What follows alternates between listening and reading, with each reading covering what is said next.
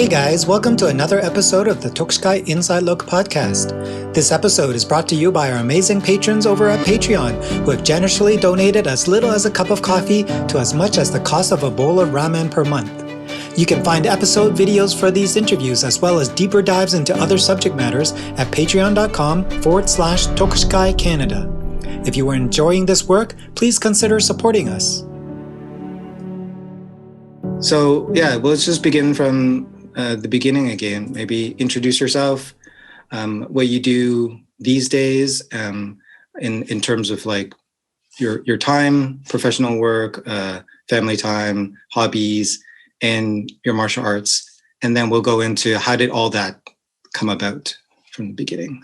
Well, as I said, that for the time being, the life is a little bit complicated, but we have to face.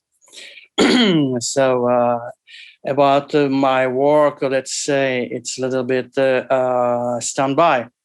So I'm waiting for the possibilities, maybe next 6 months.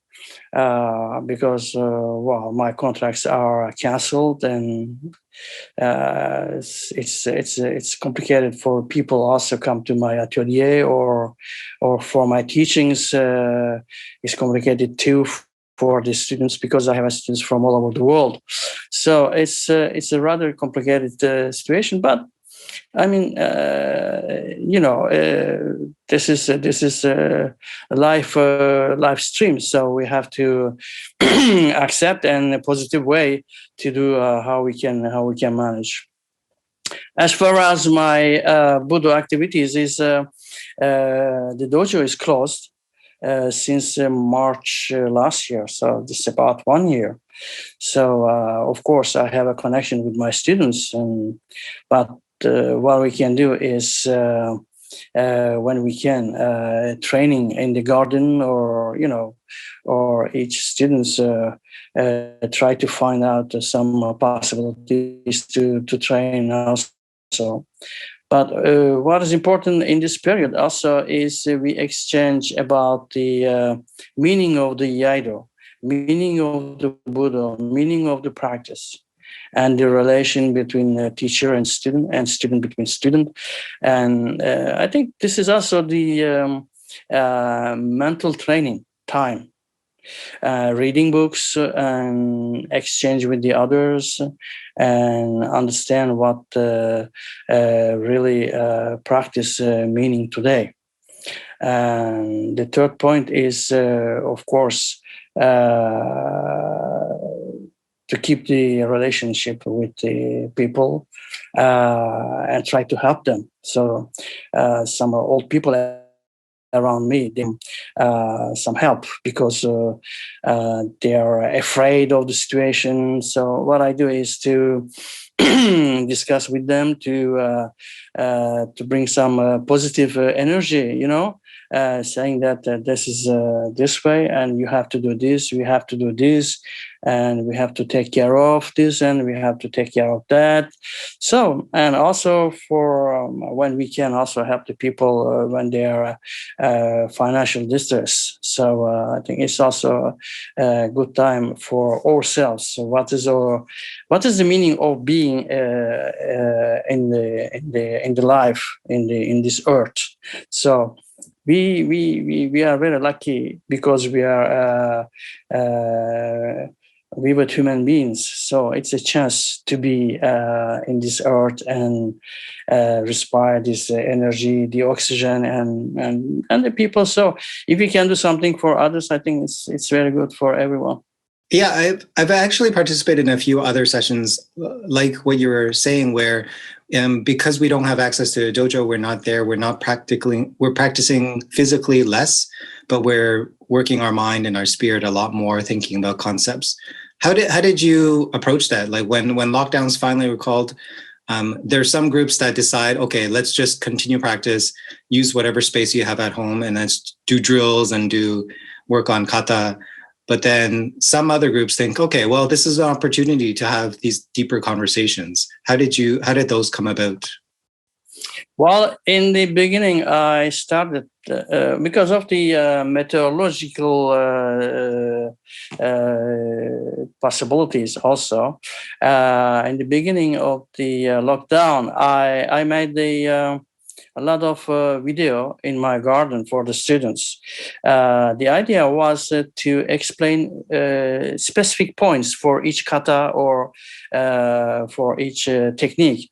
Example, how to use the left hand, how to use body position, how to use the rotation, what is the stability when you walk up, and all these small details. Not to teach a kata or practice as we can do collectively in the dojo, but focusing on small points, because every time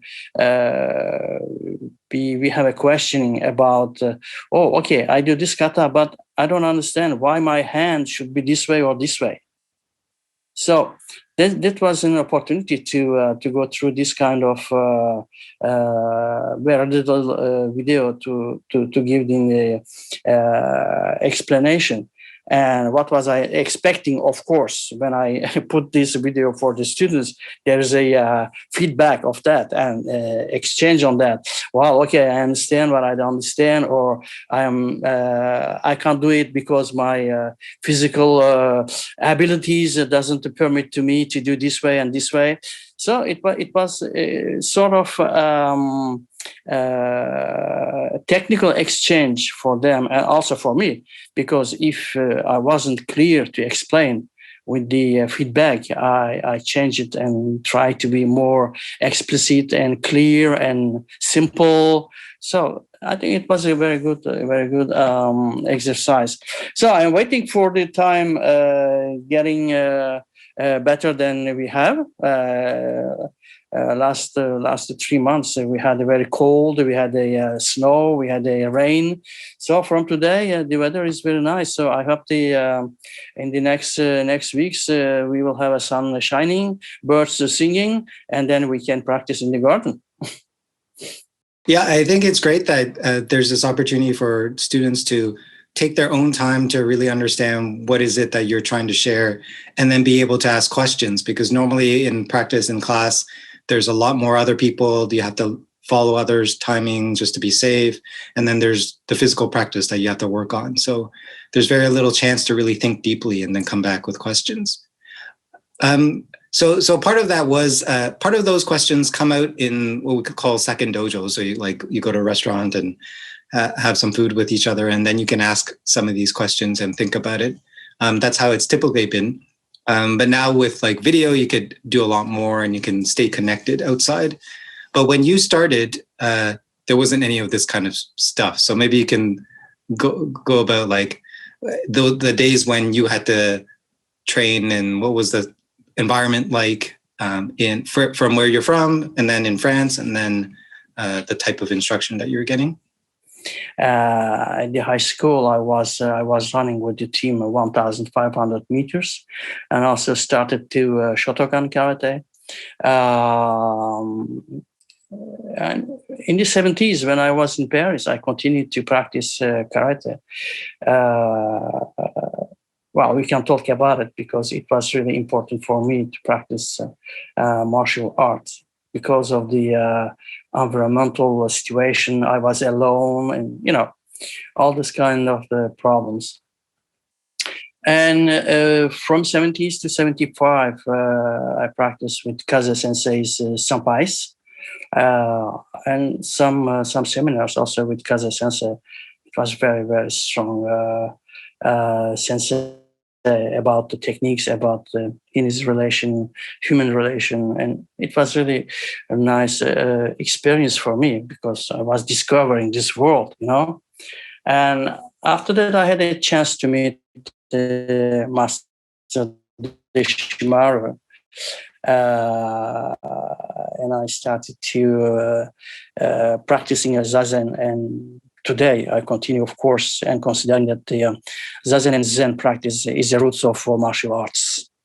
I mean, it's like a base from which all different practices comes growing and comes out. And in every budo practice today, we can see the relation to the base of zazen concept. Of course, we can talk also about the Chinese Buddhism or Japanese Buddhism, but in this case, zazen as a base of understanding what does it mean. For example, Hishiryo or Shikantaza means just to sit, and Mushin Setadia without thinking without thinking, or understanding without understanding. These concepts are complicated. But when you practice Iaido, for example, while you are cutting, if you are thinking about what was the movie you saw last night on Netflix, you are already dead. I mean, you in the practice, you have to be able to make a free mind in order to be inside of here and now in one action. This action is cutting, for example, or practicing karate, or all kind of actions in the practice. So all those concepts are in zazen or in Zen practice. So more you practice this, the more you have a light coming to understanding some difficult concepts. So I started Iaido in 1995. Of course, this practice in France in these days is a little bit confidential, and there were very few dojo and very few sensei, and some sensei also were very high level, but they are private dojo and very confidential. And of course, one point was also important for a guy, for me, young, without too much financial base to pay for this practice. So I couldn't do it when I was practicing the other university practices like a karate or other. And that's the point. What was my family or friends thinking about my practices? Also, in the university, always people asking me why you practice. And well, I explained that for them, this practice was a good way to develop my abilities. To get this self-confidence and also autonomy in the daily life. Imagine Paris in 70s, a young boy alone. Everything is possible, Of course, life, I think, was a little bit different and easy than now. Now we have too much violence in Paris or around, But when you are trying to go through the martial arts in this period, for me, was also to learn how to protect myself from all these environmental situation, because my mother was very far away, so she couldn't do anything for me. So that was the reason why I found that the martial arts is a wonderful base to educate the people. I started educating myself with this, and also I think it's very important for today. Young people should practice in order to understand what is their behavior, and also what they can bring to the society in their relation with the others. Because this is also the way to break down your inner violence. So maybe we can stop this violence today if everybody makes Aikido or Iaido or karate or whatever, and this base, as Tamura Sensei said one day, Aikido is a base of peace. We bring the peace. So I think the base is this one. Yeah, it seems like it's something, especially for someone young and going into a situation where you may not have much control because it's a new country, you don't have any friends or anything, that practicing the martial arts gives you some sense of control. But then also there's this community that goes along with it. Maybe you could talk about some of the people or some of the things that friends you were able to make at that time, just to not feel like you're alone in this big city. Well, of course, the fact to practice the martial arts, for example, is I found myself in a group. So the relation was different than you can have a relation when you're studying at the university, because you go and you take the classes and you make the dissertations and, but outside of this, you were always inside of a group and make friends and you learn how to live with them. And also you are not anymore alone. You see what I mean? So I think this was also a very, very interesting way for me to be integrated inside of this Parisian life, you see, as well as in the university, as well as in the dojo, or also when I tried to find a job to go further in order to pay my studies and everything. So this in this time also, I think people relations is different, because today, for example, people don't have too much time for others because of the work situation, because of the environmental situation, because of family relations. Everything is moved, from 70s to 21 is nothing comparable. So I don't say this was good, this is not good. I just want to say that in these specific conditions I live and the specific conditions we are living, the differences are very, very big. We have a big gap. In fact, that's what I would like to say. And also, when I started the Iaido in dojo in Paris, what was fantastic is we I think after 1-2 years practicing in the dojo, we started to participate in the seminars in Europe. So it was really fantastic, because then I met many nice people. For example, in the European seminars, first seminars I made was Iaido Sensei. Iaido Sensei, for example, he's my heart sensei. So even today, of course, he's my heart sensei. The fact that I met the other sensei, they came to teach us in France, in Europe, but he was the first one for me, and also all his senpais. For example, so in fact, in this time in France, we were practicing only CTI, which is the Seiden Iaido, and Muso Shinden Ryu, and some group of practicing Asian Ryu. And so the Koryu, for example, was completely, we couldn't imagine what is it exactly, because we were practicing only one Koryu. So little by little, going to the seminars in Europe, and we discovered that there are other world of Iaido than what we can practice in our dojo in Paris, and so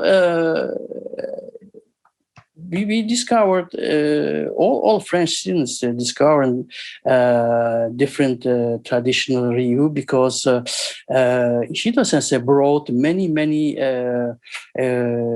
different Ryohas sensei in Europe. So every student participating to the seminars could see different sensei, different Ryoha. It was very interesting for us, and my eyes was open like that, and it was very important time for this new understanding that there's other senseis practicing in Japan and everywhere. So I think it was a big chance for us to meet Ishido Sensei, for example, and but little by little we had also discovering Japanese sensei in France. We had a national seminar every year in Versailles, and the French Federation asking the Japanese sensei coming in this seminar, and also they were showing us their ryoha and practicing, of course, the Zedankai. So my first experience, I was in Idan and I met the Suoryu sensei, Katsusa sensei in Versailles seminar. It was really a fantastic experience. I am still nostalgic of these times because discovering a new practice and new way of practicing Iaido. And after that, with the Ishido sensei seminar in Sitar, I think it was 1995 or something. A sensei from Shinkagari that I met later on in Brighton, and I asked him in the sayonara party,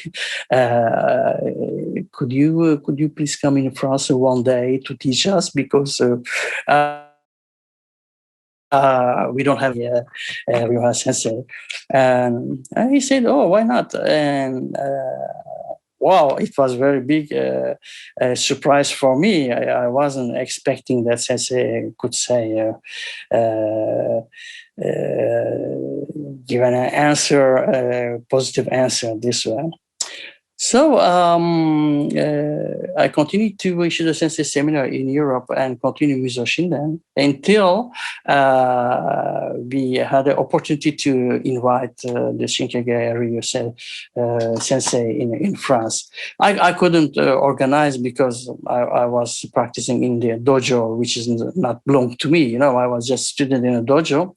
But one of the French guy had the opportunity to have a dojo to invite him, and so we had this from 2000 till for me till 2015, and I participated to develop the Shinkage Ryu in France, in Spain, and also show up in European championship, Iaido championships.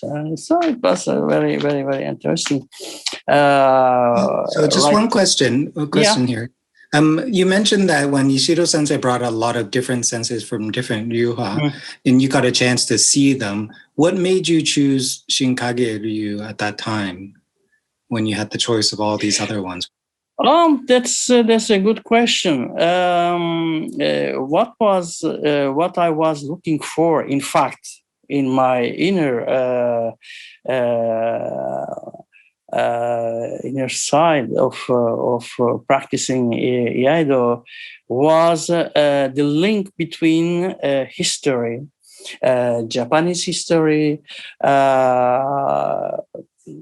the practice of certain kind of reality. I mean, not just practice. Okay, you have to do this technique in this way. What I was looking for is how my body, my mind could practice and exercise could be realized, not because technically I have to do this way, but what is my feeling in this specific situation. I mean, it's a much more warrior understanding of Iaido. That was my understanding, because I came from karate and Aikido, so the relation was much more 2-to-2. So in Iaido, you practice, I don't think about the Kenjutsu, but just the Bato Iaido. You practice with yourself. Your enemy is yourself. And so this is my understanding and my desire, let us say, to practice in traditional martial arts in Iaido size. Well, for first experience was Shiroryu. It was really a fantastic experience for me, but for different reasons we couldn't continue, and so I went for Shinkagari. So the historical size and certain reality of what we are doing is important for me. You understand? Yeah. So having this connection, otherwise you're just doing another kind of athletic endeavor, but part of this connection with culture and with history, it creates a depth of this of the art that you feel when you're practicing. At least that's what I think. I don't know. Did you want to expand on that? I'm not so sure getting the exact question that you have. Oh, I was just saying that's the way that I was thinking about it, that I don't feel like I'm just playing a board game or doing something that's just here. I feel like when I'm practicing, because it's connected to history and like there's this lineage involved, that there's more responsibility, there's more kind of depth to the feeling of the practice. At least that's what I was thinking. I don't know if is that what you're explaining with? Yeah, in fact, when I'm talking about the history, there are different levels, let's say. One level is the strategy about the wars. That means how a war is managed and what was the role of how to command, how to execute. Let's say this military aspect of the strategy. And second level is what was the geography and history in this specific time, for example, and how was this the life in the society, why there was this war, and what was the relation, why, for example, a woman could defend themselves with naginata. What was the reason for that? Because very often men was in the war outside, and the village should be defended by the invaders, and if there is no man, the woman should defend herself. The relation means that the reason for new kind of weapons, for example, and how to manage the protect the village, how to manage the relation with the in Chinese history, for example, you have very important time during which Chinese consider the people living in the north of China, Xiongnu, they were barbarians, and they were Mongol Turks, and and that's the reason why they developed a new strategy to defend themselves with the different arms, and also construction of the wall. And the idea is when I was interested in this practice, was first question was why. Why katana, for example? Why sojutsu? Why kenjutsu? Why this kind of questioning I was. And after that, the level of strategy, how they used and why they use it and for which. I think that was my understanding that was going outside of just the practice Iaido. Interested by, generally speaking, by calligraphy, by poetry, by literature, movie, because all these elements brings you understanding what you are trying to practice. Okay, so I think there are two kind of people. One, they are practicing and they are going, they want to be perfect on the technical level. And the other person try to practice, but understand all this interrelation and, of course, interdependence also between these elements to get the global knowledge, inside of which how you can practice and what is your understanding and what you can teach to your students. I mean, when I explain, for example, the kesagiri cutting techniques, I explain that I take my brush and put the paper on the wall and put the ink and I say, and I explain that is the same way of calligraphy and doing the cutting techniques in Iaido.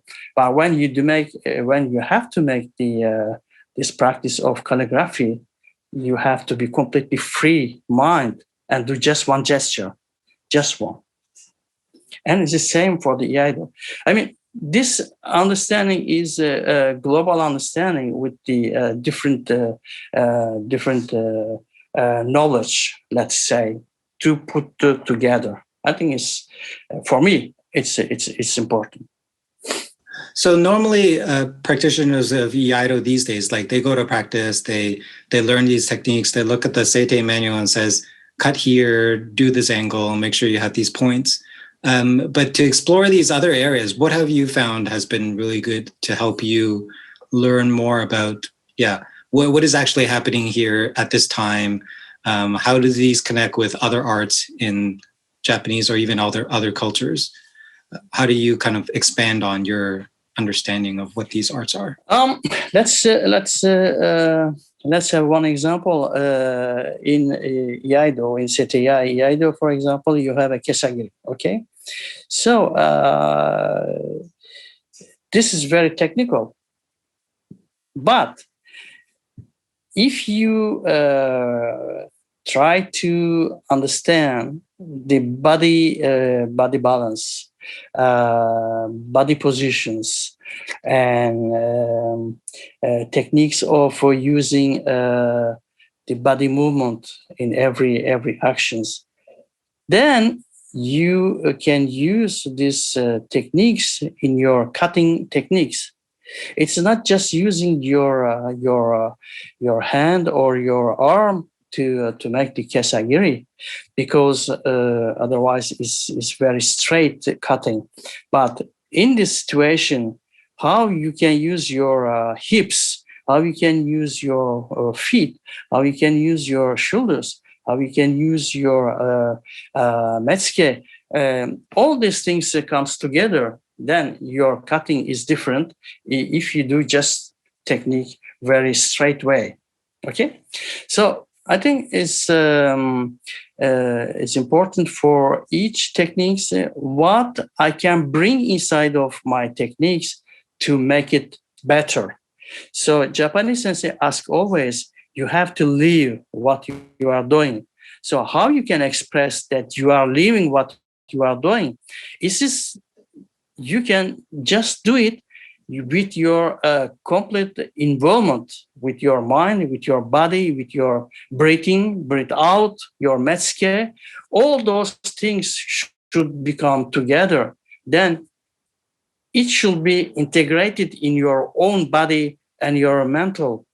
Then when you do it, you express something different than the guy just next to you. For example, in the competition, which makes the difference. Everybody has a very high level techniques today in Seitei. What makes the difference when you are losing or you are winning? This is the difference that you express something with your eyes, with your body, with your breathing, breath out, and your mind, your mental understanding of the situation in this specific time that you have to show something. Not only to show how you could to cut very good. Of course, if you cut very good, it's perfect. But I mean, that's more than this. Yeah, so I think about when we look at the very highest levels of competition, and you have two people that look virtually the same with technique. In your experience, you've had quite a lot of success. What would you say are the times that, or the reasons why you think that you were able to win a match, and what were times that you weren't able to win a match? What was like these little things that kind of impacted your performance, do you think? And what should other people think about when they're doing it? Well, personally, more than 15 times the European Championship. And, I don't know if I talk about it. My best competition friends are Andy Watson and Claudio Zanoni. They are not only friends, but they are also teachers for me, and they are also models for me. And today they went further than me. But I mean, we were in top 3 during many years in Europe. Okay, in the championship. And every time when I lost, I asked myself why I lost. And every time I analyzed that, I lost because in this specific time, because we were, let's say, in the same level during many years after they grow, the difference was, for certain techniques in a certain moment, my mind wasn't in the technique. Okay, for example, last time for Rokudan examination, okay, everybody was thinking that I got the Rokudan, and I said no. And people said, why? I said, because the moment I was doing my Noto, my mind isn't in the Noto. So I had a very small time of trying to make a Noto. And of course, the sensei, they saw that. But it was, I don't know, maybe less than a second. But you are in, you are not in. So this is a very important for me, very important point. Every time I lost, every time I understood that there is something that my mind wasn't in there. Is this something that you realized like immediately at that point, or is it afterwards that you feel like, oh wait, I just remember back? No, I realized that the moment it is made. I said shit because it's very very important point. So I am focused on that. So before any competition or examination, I say, okay, forget all these things. Here and now, you have to do this and this and this. But because of many years of practice, my mind is not yet educated maybe enough to make this emptiness, okay, ku, as in Japanese we say. The emptiness sometimes is not empty. That's the reason why the gesture is not the perfect gesture. So you mentioned a couple of people, Andy Watson sensei, Claudio Zanoni sensei. Are there other people in the community that have influenced a lot of the way you practice, or have motivated you, or have given you instruction in different ways? Other people in the community that have meant something to you? Could you talk about some of those? Yeah, first, as I said before, Ishida sensei was my heart sensei, and he will forever. And also his senpais in Europe, for example, Jacobson, Momiyama, Rene, another sensei in Japan, Ogura sensei, Kusama sensei, Kishimoto sensei, Furuichi sensei. All the senseis and senpais are an example of a generosity, of heart, to transmit the way of sword. Okay, so they were always, well, personally, they were always behind of me, telling, "Oh, do this, be careful of this, be careful." I was always coached, let us say, in the modern terminology, okay, because they were interested on my implication as I was showing my implication to do the best. But of course, to do the best, you never can do the best. Even when you have 100 years of practice, you are not attain this perfection, as the perfection doesn't exist. But the idea is to go to the perfection. So every time you need the advice of the other ones. Even my students, I am very happy when we have an exchange. I am learning a lot with my students, because when I saw something, I see someone, some student doesn't understand. Okay, we try again. So I learn how to express this. And if I don't master, I can't explain. So I need to master before I explain something. And this is the what I learned also with all those senseis and European senpais. Or they were always very generously trying to push up. And sometimes I'm a little bit how I can say sad, because I couldn't give the maybe the level they were expecting. So that's the reason why I continue to practice deeply, more and more, to maybe one day I can say, well, okay, now I am happy because I understood what you explained me, and I can show you I understood it.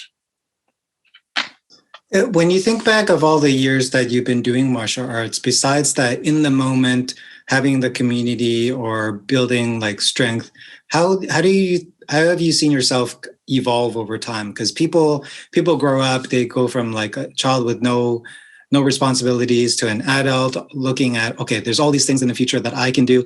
And then now like when you're more senior, you start looking at the next generation. In terms of your own personal evolution, how has that mindset towards what your goals are changed over time in the martial arts?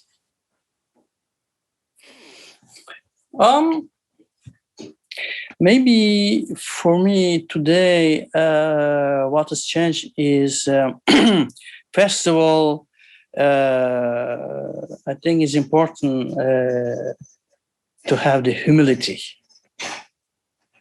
and accept who we are and what we are, and then what we can transmit to our students.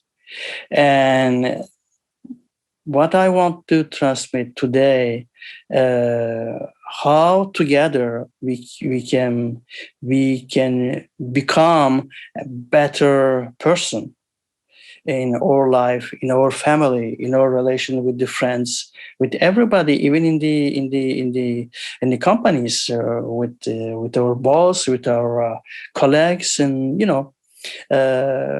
so like in Chinese philosophy, Junior Jen is become a nice person, more than nice person.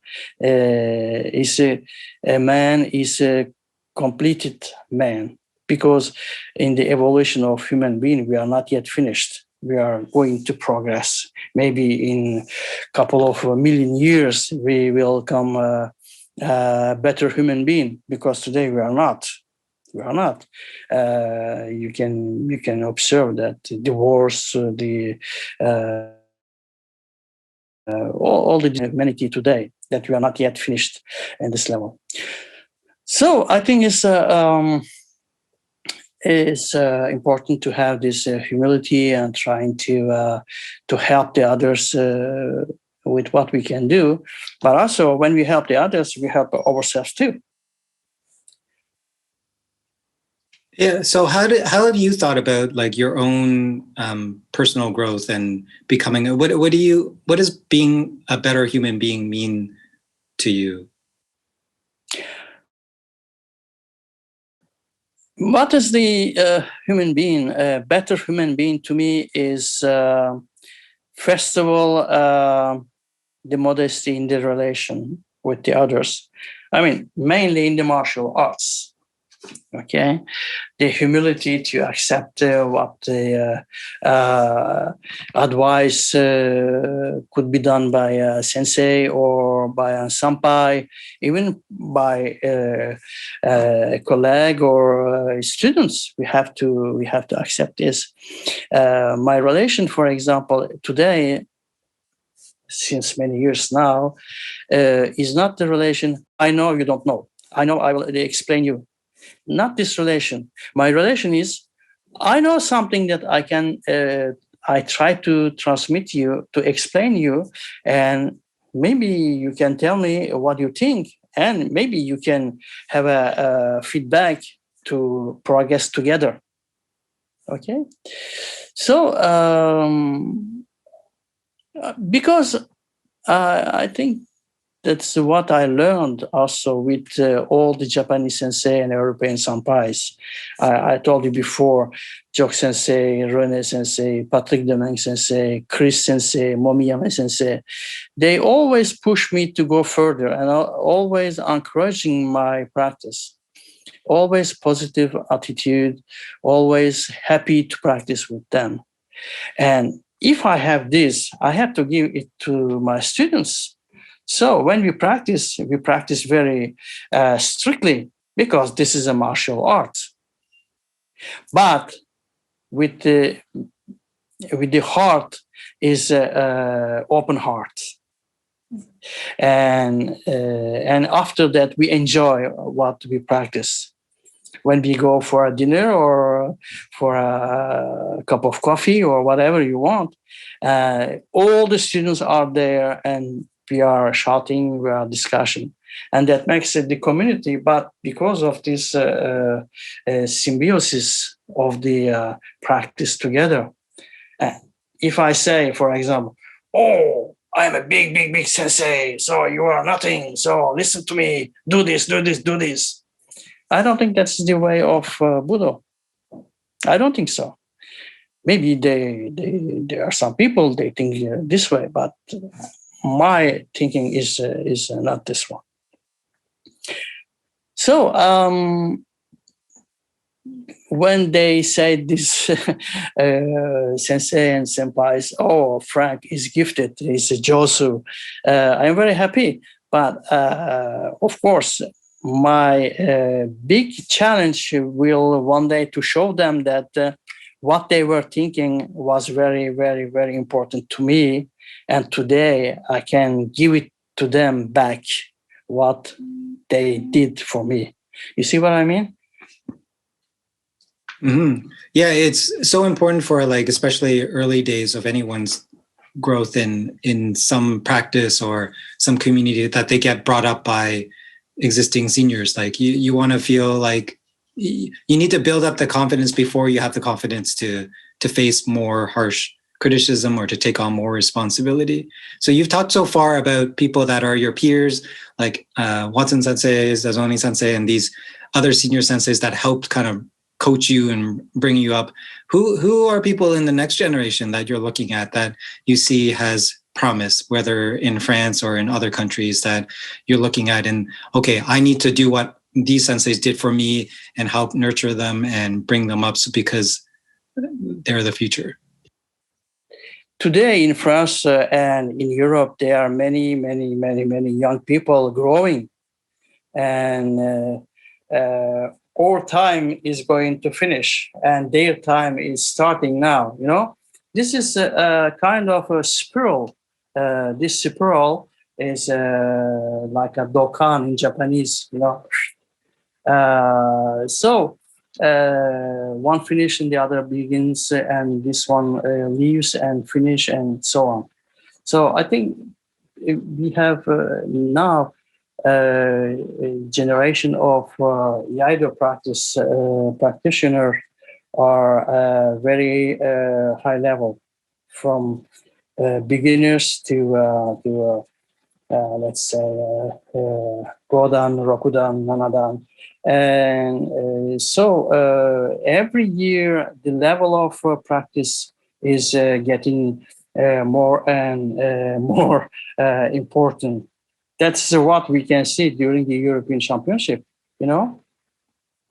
Young people arriving today in the championship, they are already very high level of practice, because their teacher, they understood what it should be, and they trust with them. So you see this phenomenon. When we started in 2000, for example, European Championship, in 2003, I was the first French Iaido getting the gold medal. It was very important, of course. But in 2003, we were, I don't know how many country competing. And today, maybe we have 5 times more country and Iaido practitioner participating to the European Championship. So you see, this is growing, and the level is growing up too. Yeah, it's great these days, even being online now, you can connect with so many more people, and you realize that there are much more countries and much more larger groups that are coming about, and younger people. So it's very nice to see. Yeah, it's fantastic. Yeah. So let's getting into the rapid fire questions. Some of the ones that just to get you know you a little more. First question would be: do you have a quote or a proverb that you like or live by or practice by?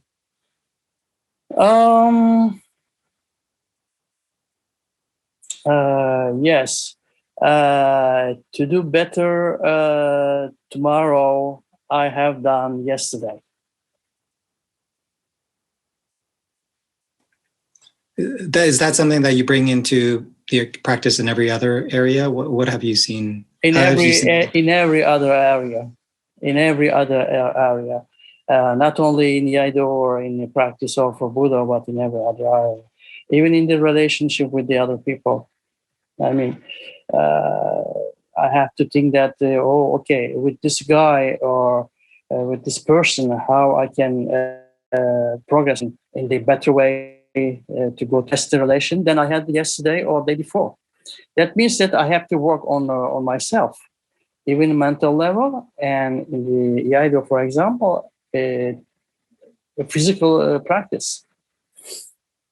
Yeah, I love that statement, because it really shows that humans are always evolving. So who you were yesterday is different than who you are today. So, and that's the same with everyone else. So you can't really judge someone based on what they've done in the past, because they might have changed now. They might have improved. They've become a better person. Mm-hmm. So what have you changed your mind over in the last few years? Something big that you only realized? It is a little bit personal question. What I changed personally is today I accept very easily any criticism or any if some people say today, okay, Frank, what you say, I'm not agree, it's not correct, or you are in mistake. Today, I accept it very easily. Then, some 15 years or 20 years ago, because in this time I was, no, I'm right, I am right. Okay. Today, I accept it very easily that, okay, maybe I made a mistake. Okay, let's talk about it, and maybe I can correct my point of view. That's great. And I saw something that you had written before that says something about when you give a rose, you always have the perfume of the rose. Could you talk a little bit about what that means to you? That means that when you give a rose to, that is a Deshimaru Sensei taught me. you give something, it's not belong to you anymore. Okay? But you have always the perfume of the rose that you gave. So when we explain something in Iaido practice, for example, and sometimes we have secrets that the sensei give us. Okay? For this technique, there's a secret understanding, and maybe you need time to understand this secrecy.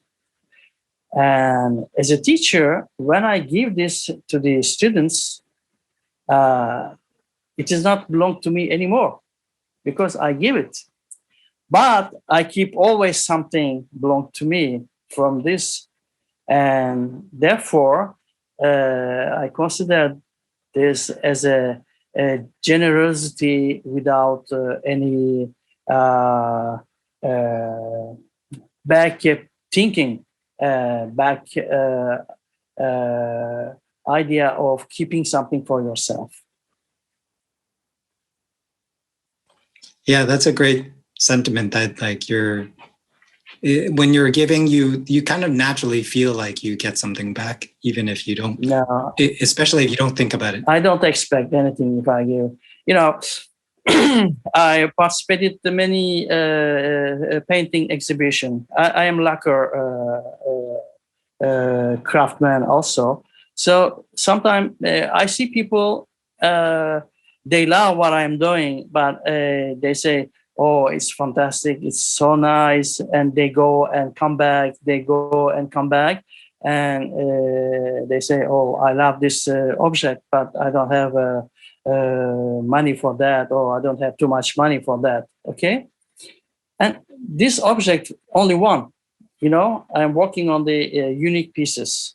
So I can say, oh, this object is an expensive object, so this is important for me to sell because I need the money for my business too.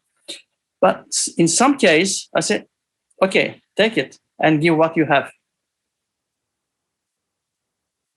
So that's the way for me to make some people happy, because these people are happy with this. One day I had the case in Louvre. I was painting exhibition in Louvre, and there was a young girl with her friends, and I had one blue painting lacquer object, and she said, "Oh, it's fantastic! Oh, it's so nice! I would like to buy it for my mother for her birthdays, and so on and so on."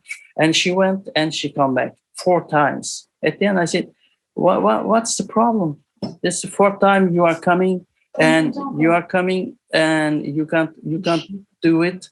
Any expression why you want to this painting?" She said, "Oh, I would like to have it for my mother, but it's too expensive for me. I can't do it 4 times." I said, "Okay, how much do you have?"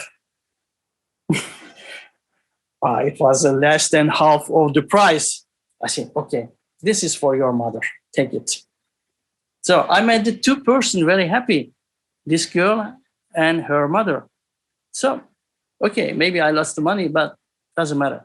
That's wonderful. It really shows your generosity, and thank you so much for giving your time to talk to me today in this interview. So before we wrap up, is there any kind of closing message that you might want to say to the audience, to the people that are listening to your story so far, of what you've learned and what you've accomplished and what you still want to achieve? What kind of message do you have for others that kind of want to follow this similar path? Well, what I can say to others, please practice.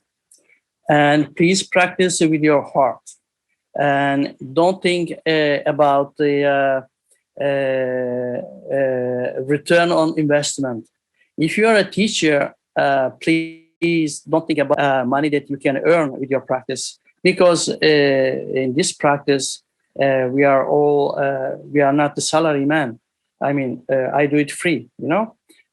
Benevolency is very important, and just give and do it with your heart, and also ask your students to practice with heart for the practice, for the teacher, and for the senpais of the teachers and senseis of the teachers and senpais of the senseis. This respect way of practicing with heart is very important. When your students make a reverence to teacher, to senpai, to sensei of the sensei, of the sensei of the sensei, and the senpais of the sensei, that makes a nice harmony, as Confucius says, that is base of the human community is the harmony. If you broke the harmony, nothing goes well. Yeah, a great lesson for all of us. Thank you so much, Franck Sensei, for sharing your time, sharing your insights. Thank you. Yeah, I'm so glad we were able to get this to work this time. Okay, thank you very much. Thank you very much. I hope that it will be, let's say, useful to spread this kind of work you are doing very well. And I am very happy that you have this generosity also to share for all the people. Thank you. Hey guys, I hope you enjoyed that episode because we have a lot more exciting conversations to share as we explore the world of the traditional Japanese martial arts. The Inside Look podcast is made possible by our patrons over at Patreon, so if you enjoy this work and want them to continue, please consider supporting us for as little as a cup of coffee. There are many more ways for us to work together by